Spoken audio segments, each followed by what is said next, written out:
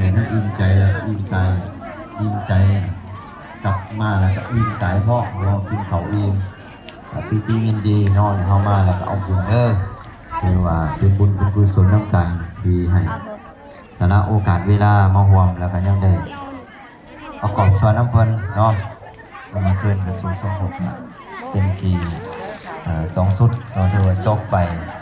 งานบุญเฉลิม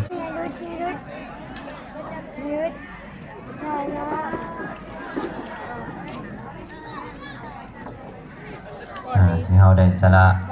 เวลามาก็ดีใจน้ำเด้อน้องพ่อแมวก็ผู้ชิมากก็ดีอกดีใจที่ได้ตั้งใจมาว่ามาเห็นบัตรท่าเห็นบัตรงานนั่งเล่าอย่างนี้ได้ซื้อได้เสียงแต่ว่ามาเห็นแล้วก็นี่เห็นแล้วดีอกดีใจน้ำที่ได้มีโอกาสมีเวลาจะได้กระทำเราได้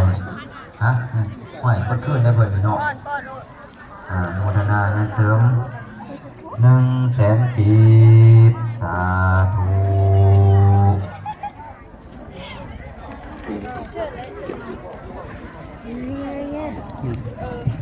เขากองที่เขากองอยู่ กองนี่ เขาสิฝากประวัติศาสตร์ด้วยนะครับไหม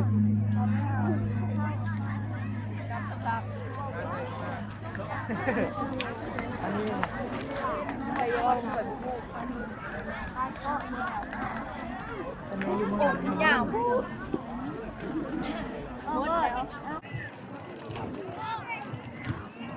เอาคือว่าในซองวางนะครับเปิดโอกาสทาง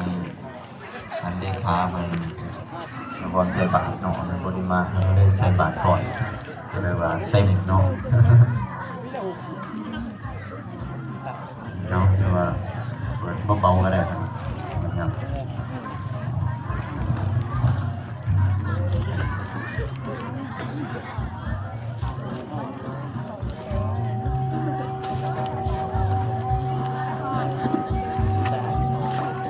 ตักบาตรในยามเช้าอยู่ที่พระธาตุนางลาวเมืองเวลาบุรีแข้งสวรรณเขตในเนืองงานสูตรสุโพธพระพุทธรูปอันนี้ก็มีออกต้นหยันโยมมาตักบาตรหยาดน้ำ